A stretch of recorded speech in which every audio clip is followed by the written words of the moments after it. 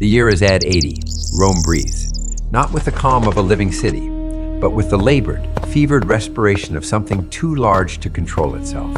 Something that has grown beyond all natural limit and now thrashes in its own heat, desperate for distraction. On the floor of what was once Nero's Golden House, that gilded nightmare of one man's vanity, burned and gutted, a new monument rises. The Flavian Amphitheater, the Colosseum, stone triumphs where gold failed. The new dynasty needed to erase the old one, and nothing erases better than architecture that claims to serve the people. Where one emperor hoarded pleasure for himself, now 50,000 share it. A beautiful correction, a lie wrapped in travertine. The facade rises in 3 tiers, each a lock. Doric columns on the ground floor, plain, functional, honest. These are the doorways through which the poor pour in, through which slaves enter, through which you will be dragged. Above them, the Ionic Order, scrolls of commerce, the middle world of merchants and freedmen who bought their way up from the earth but will never touch the sky. And at the summit, the Corinthian, leaf-crowned, delicate, obscenely ornate. The patricians arrive through separate corridors. They do not smell the crowd below. They never have. Inside, the geometry of control reveals itself. The vomitoria, so they name the passages, as if the crowd is something the building expels. Sick inside its stone throat, pour human bodies into the seats with engineered precision. Row upon row of benches, each section isolated by iron railings and invisible walls of status. The poor cannot climb to the middle cannot dream of the top. It looks like a unified crowd. It is a prison with open-air walls. The first gate opens, not the main gate, a side gate, a slave's gate, a nothing gate, but the sound that follows carries to every seat laughter, then silence, then something else. Something that makes 40,000 empty bellies forget their hunger. The Empire learned this long ago. Bread quiets a stomach for hours, but blood quiets a mind for days. Olive oil and sweat hang thick in the corridor air. Beneath them, another note, metallic, clean. The smell of polished iron and fresh sand raked over old stains. The crowd inhales it all. They have not eaten today. They will not remember. Stone gives way to wood. Light gives way to absence of light. The roar of 50,000 does not disappear. It transforms, becomes a distant ocean heard from the bottom of a well. A pressure against your eardrums that has no direction and no source. 80 wooden elevators line the underground, like the ribs of some buried leviathan. Slave crews turn the winches. In darkness so complete that the eyes invent shapes, doors that are not there, faces in the damp stone. The only real geometry is the burn in your shoulders, the cramp in your calves, the wooden beam pressing into your spine. No overseer needs to shout. The rhythm above dictates the rhythm below. When the crowd roars, the winches turn faster. The smell here has layers. Animal waste, human fear sweat, the sharp ammonia kind that comes from bodies no longer processing food. Water drips from overhead aqueducts, the same engineering that floods the arena for mock naval battles, now leaks into the darkness below. Each drop a cold punctuation against the back of the neck. A cage stands nearby. Something moves inside it, a bulk that shifts and resettles. Claws scraping stone in a rhythm alien to human time. The animal has not eaten in 9 days. Starvation does not weaken it. It rewrites it. What once hunted for survival now hunts for the absence of hunger, for the only relief in its confinement. Somewhere deeper, an elephant whimpers, a sound no trunk that large should make. The noise of a mind broken by corridors that smell of nothing it understands. Sand falls through a gap above. Arena sand, sifting down like golden dust, coating hair and shoulders. It carries the heat of the sun. Up there, the first Venatio has begun. Beasts that were stars in forests now die as choreography, their movements scripted by hunger and hunters' spears. The crowd does not know their names. The crowd does not need to. A gate clangs open 5 paces to the left, iron heavy enough that its opening requires 2 men with poles to lever the bolt. Beyond it, a chute rises toward the light. The shape at the end is blinding, not brightness, but the total absence of shadow, a white void where 50,000 voices live. A foot presses into the small of your back. Your body moves forward behind in the dark. Another figure stumbles. Same village, same tongue, same fields. that will not be harvested this season. Both of you are in the chute now. The sand is hot above. The void waits. The gate before you opens upward. Behind you, a fellow prisoner from your village stumbles in the dark. If you shove him toward the cage's edge, the beast might take him first, giving you 3 extra seconds. If you freeze, you both die. What is your move? Morning light does not reach the Hypogeum. Only a thin bronze haze filters through the slave grates overhead, barely enough to distinguish iron rungs from the shadows. Somewhere above, 50,000 throats open in a roar. The Venetians have begun. The gate opens with machinery, not ceremony. Wooden pulleys creak. A chain rattles through stone. Arena heat rushes inward, carrying the reek of sand soaked in old fear and the braying of starved animals. A boot connects with your back. The step forward is involuntary. Sand burns bare feet. Chaos has a color, pale gold, dust-choked. The poor press forward in the wooden bleachers, bread from the Inanna drying in their fists. 5,000 tons of travertine frame, the sky into a strip of blue. The noise is not cheers. It is a single continuous exhalation, a human wind. Movement at the edge of sight. A tawny, slack-ribbed shape breaks from behind a canvas painted to represent a Libyan cave. The lion's shoulder blades rise and fall like bellows. Days in a wooden cage have stripped the animal of anything but momentum. It does not roar, it runs. Instinct is older than thought. The man beside you, thin wrists and scarred ankle, is grabbed and pulled, weight shifts. Momentum carries forward. The lion's path intersects with a falling body. A huff of breath, sand arsing upward. The crowd sound changes pitch, not horror, but satisfaction. Scrambling backward, hands find burning sand, push claw for distance. Back against the barrier, lungs heaving. The mouth floods with the taste of iron and will not rinse clean. Hands refuse to steady. Fingers dig into palms, but the tremor persists. At the western gate, a man in a clean tunic watches. He holds no sword, only a wax tablet and stylus. Small eyes assess. Something has been cataloged. The guards do not drag you back. A rough blanket lands on your shoulders. Stale water is pressed into your hands. The functionary turns away. The system has found use for you. Weeks pass, or perhaps months. Time in the Hypogeum is measured not by sun, but by bodies rising through the 80 wooden elevators. The bronze haze becomes familiar. Screams from above become texture, like water dripping on limestone. The duties are simple. Ration buckets, counting portions. The lions from Mauritania arrive lean from the crossing, coats dulled by salt air. Now they grow leaner. Each morning the portions shrink. The handlers speak of building the necessary disposition. What they mean is rage from emptiness. The elephants stand in cells 3 levels below the sand. Feet built for savannas press against stone walls. Eyes that once held something vast now show white at the rims. They sway, not from rhythm, but from a fracture with no name. Soon they too will rise through the wooden platforms, and the crowd will call it spectacle. The numbers circulate in whispers. 9,000 animals for 100 days. The arithmetic of empire.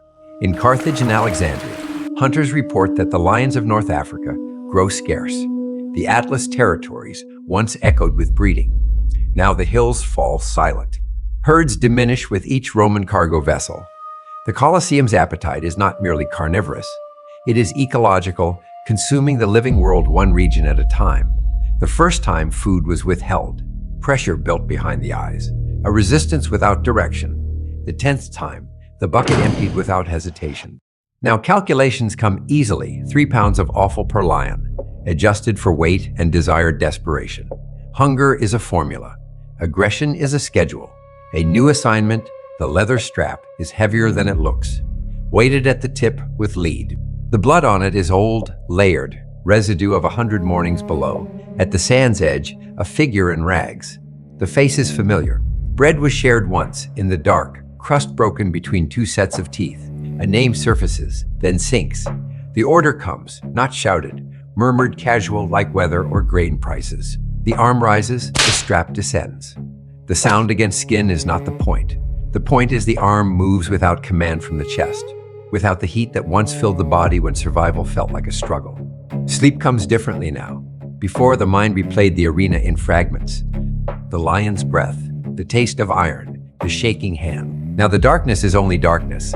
The The ledger is balanced. The system turns, and you turn with it, no longer grist between its teeth, but one of the teeth itself. The system does not punish cruelty. It promotes it. You tell yourself it is just survival, just following orders. But last night, you slept without nightmares for the first time. The system is not just breaking you anymore. It is finishing you. Is this still about staying alive? Or have you started to enjoy the immunity that cruelty grants? 6 months since the first arena sand stuck to wet leather.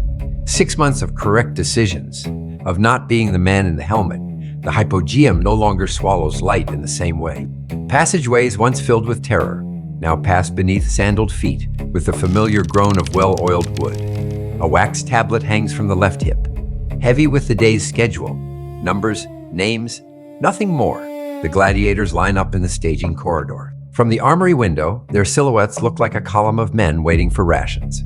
A hand writes on the tablet, Threx, wounded left shoulder, against Murmillo, fresh from the training school. The matchups are not sport. They are architecture. Exhaustion pinned against vigor.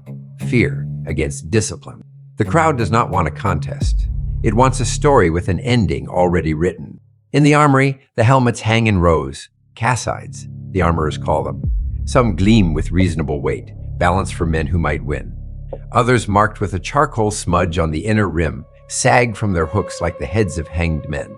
Extra lead fills the crown. The visor slits narrow to finger, width through them. Only sand directly ahead, a blur of movement, nothing of crowd or sky or the opponent's eyes. The wearer stumbles. The crowd laughs. 5,000 throats open at once. Sound rains down like hail on tin. The straps tighten. The buckle clicks. A hand that once shook with hunger now works with steady precision. The Emperor's box sits empty until the 9th hour. Vespasian does not attend. He is across the city, counting columns for his temple of peace, built with the plunder of Jerusalem. Titus presides, or a senator, or no one. It does not matter. The machine requires no overseer. The Anana flows free grain, free entertainment, free death. The debased currency jingles in tax collectors' purses. The Colosseum stands where Nero's golden house once fed one man's vanity. They say it can flood for Namashai, mock naval battles, though that waits for future games. Midday.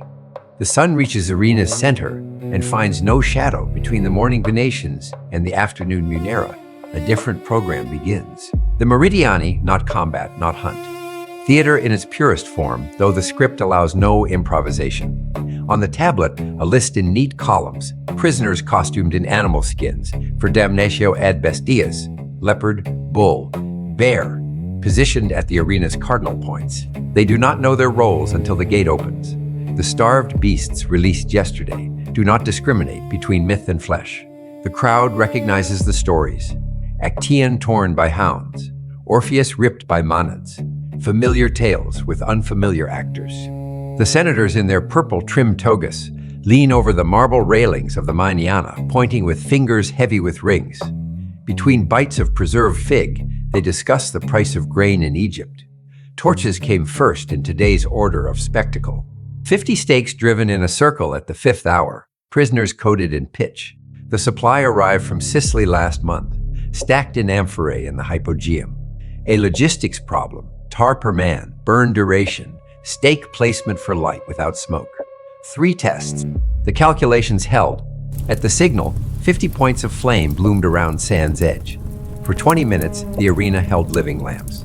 The smell lingered in the tunics long after the crowd filed out through the vomitoria. The bronze bull arrived on a cart at dawn, hollow. A tube fitted where the throat should be. Beneath it, a fire pit stoked with beechwood, commissioned 3 months ago, sketched by a Greek engineer who asked no questions. Took gold. The prisoners selected yesterday, a Gaul who spoke no Latin, was secured inside at the 7th hour.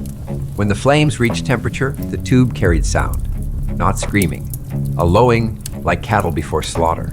The innovation drew cheers. The engineer has a commission for a second model, improved. At the arena's edge, the wax tablet rests against a hip. A thumbnail scrapes away one name, then another. Item 17 complete. Item 18 complete. The tablet reflects sunlight, briefly blinding. When vision clears, a senator approaches along the marble step, his toga hem dragging through sand that contains ash. A coin presses into a palm stained with lamp oil from last night's inspections. Warm from the senator's hand, heavy, enough for 3 days' bread, or wine, or nothing at all. Behind him, the crowd files toward the exits, satisfied. The gladiators of the afternoon await their cues in the Hypogeum below, checking their straps, peering through visor slits at a world reduced to a strip of light. One will die well, one will die badly. Both outcomes have been scheduled. The senator in the front row just tossed you a coin for arranging a particularly amusing spectacle. Your hand closes around the warm metal. In the arena, someone is still screaming. When did the screaming become background noise? When did your conscience become a luxury you could not afford? The summons arrives on wax tablets, sealed with the imperial signet. Titus has spoken. The emperor demands a naumachia, a sea battle, not on some distant lake, but here, inside the Colosseum's stone embrace. Work gangs labor for 30 days, excavating the arena floor deeper, lining the cavity with lead sheeting and packed earth to hold the water's weight. Aqueduct channels are redirected. Timber from the Apennines arrives in bundles, shaped into 2 miniature warships, triremes complete with bronze rams and painted oars that will never touch salt. You coordinate 3,000 laborers, 200 prisoners as crew, the water engineers, the sluice gates that must drain the basin within hours. The Hypogeum's elevators and trapdoors fall silent, made irrelevant by the flood above. A different mechanism takes shape, one that turns stone into sea. The enemy, not prisoners, not even in the private ledger of thought, are men captured in the Judean campaign. They fought Rome. They lost. Now they fight again in shallow water, not for freedom, not for honor, but so the emperor's voice can boom above 50,000 citizens, declaring naval supremacy miles from the coast. The irony would have bent you double 5 years ago. Now it does not register as irony. It is simply the job. On the day the water catches light strangely, a haze of mist rises from the flooded basin as morning sun strikes the surface. In the imperial box's shadow, the wool of your toga weighs heavy, the garment of a Roman citizen, once unthinkable for hands that knew only iron and darkness. Above you, Titus reclines on purple silk. He is close enough to touch. He smiles when the ships collide, when the water churns white with struggle, when a man goes under and does not surface. The emperor's smile widens. The crowd screams its approval. Then, scanning the marble tiers, your gaze locks with another. Seneca sits among the equestrian seats, his face the color of ash. The philosopher, whose letter 7 condemns those who watch death for amusement, whose writings circulate among the Hypogeum's invisible, does not look at the spectacle. He looks at you. His head moves slowly, side to side, not at the drowning men, not at the emperor, not at the crowd. At you, the disease is not in the arena. It is in the watchers. It is in you. Something cold passes through the chest. The ancient eyes refuse to release their claim. You look away first. The naumachia drains. The games continue, night after night. Venations, executions, gladiatorial mismatches. The 100 days of Titus's inaugural games blur into one unbroken ribbon. The crowd never tires. It only hungers for what comes next. Somewhere in the rhythm, the economics reveal themselves. Ships arrive at Ostia carrying gold from Dacian mines, grain from Egypt, treasure stripped from the temple in Jerusalem, all flowing into Rome. The Anana, the free grain dole, keeps the citizenry fed. The games keep them docile. Provincial plunder funds both, you see the shape of it. The empire is a vampire latched to its territory's throat, sucking them dry to keep the city pacified, this crowd cheering, this machine grinding. The currency itself grows lighter each year, debased metal mixed into purer coin, the same face stamped on ever thinner substance. You have risen as high as a non-patrician body can. Decent meals appear on a wooden table. A real bed receives your weight at night. Citizens nod in the street with wary recognition. And yet, the hands carry a permanent scent iron, and beneath it, the particular musk of the Hypogeum's damp stone that no scrubbing removes. It rises from the skin at unexpected moments, during meals, during silences, in the hour before dawn. The emptiness arrives not as grief, not as despair. Those words imply a substance that could be felt, named. This is different. A hole in the chest where something once resided, You have everything the system promised, everything purchased with the bodies of others, and it tastes like ash from cold braziers after the games. The face of the first man pushed toward the beast remains, clear as a coin-stamped profile. But the face of the last one, gone, too many have passed through. They become numbers in a ledger. No one reads. The system's ultimate cruelty dawns slowly, like a winter sunrise that brings no warmth. It does not need your belief. It does not need your loyalty, your soul, your guilt. It needs only that you continue to function. The turning away from Seneca's gaze, the dreams that wake you with clenched jaw, the hours staring at a ceiling, all irrelevant. The machine grinds on. Water fills the basin. Ships dock at Ostia. The provinces bleed, and you, in your decent room, wearing the wool of a citizen, wait for the next summons, knowing it will come, knowing you will answer, knowing beneath the arena floor, the Hypogeum waits, patient, dark, eternal, for what the machine requires next. The years do not pass, they accumulate. Layer upon layer, like sediment, like ash. The arena still stands in its oval immensity, still swallows men and beasts into its maw, still roars on command. But beneath the travertine and marble, something has begun to rot. The treasury empties. The provinces, Gaul, Britain, Egypt, Syria, have given all they can give. Their gold financed the seats. Their grain filled the ships. Their sons died in the sand for the amusement of citizens who never learned their names. Now the mines run thin. The tribute slows. The frontiers contract inward, and the empire needs new conquests to feed its hunger. But the legions grow thin on distant borders, so the coins change. Silver denarii, once pure, now carry more copper than precious metal. The mints work through the night, mixing base metal into gleaming deception. So the dole ships can still sail, so the crowds still cheer, so the games continue their relentless arithmetic of bread and spectacle. The currency debases, the trust erodes, the machine eats itself from within. The spectacles grow more frantic. Exotic beasts become harder to procure. The African coasts have been hunted empty. The naval battles cost too much to stage. Executions must suffice where triumph once reigned. What began as demonstration of imperial abundance curdles into anxious performance, a starving man dancing for his supper, growing thinner with every step. Then centuries collapse into a single breath. The earth shakes in 847. And half the southern facade of the great outer wall crashes into the streets.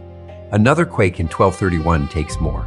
The marble seats disappear piece by piece, carried away on carts to build churches, palaces, basilicas. Spolia, the Romans called it, this elegant habit of feeding old monuments into new ones. The Hypogeum, that underground world of gears and rope and human cargo, lies open to the sky now. Its walls are broken teeth. Wild fig trees grow between the stones where 80 wooden elevators once rose with their trembling loads. The labyrinth that held you is a garden, dust as the title promised. Dust in the lungs that once breathed underground air. Dust in the bed that once held a senator's gold. The machine outlived its servants, then consumed itself. As all such machines must, you watching this, 2,000 years removed, carry the same arithmetic in your blood. The protagonist used other people's bones to build a ladder. First survival, then comfort, then status. Each rung cost a life, or a dignity, or a conscience. Each step up required someone else press deeper into the dust. The system asked for complicity, and complicity was given. The monster the Colosseum needed was precisely the monster that emerged, not born made. Manufactured by necessity, or what called itself necessity. The final wage was wealth alongside emptiness, a full purse and a hollow where a soul had been. I used their bones to build my ladder. The thought comes, not spoken, settling like dust in a dark mind. I climbed out of the dust, but the dust rose with me. It is in my lungs. It is in my bed. It is all I am. Every civilization builds its Colosseum. Every era crafts its spectacle to obscure the hunger of the powerless. The formula never changes: plunder, distract, debase, repeat, bread, and circuses, panem et circenses. The currency of conscience diluted until it spends as easily as copper mixed with silver. What was once imperial Rome becomes a method, a structure, a deal offered in every age. Sacrifice your conscience for safety and call it just surviving. The names change. The architecture changes. The hunger remains. You have used other people's bones to build your ladder. You have climbed out of the dust, and the dust has risen with you. Every breath you take is borrowed from the dead. The machine you served grinds on without you, or perhaps because of you. This is your final choice. What do you do?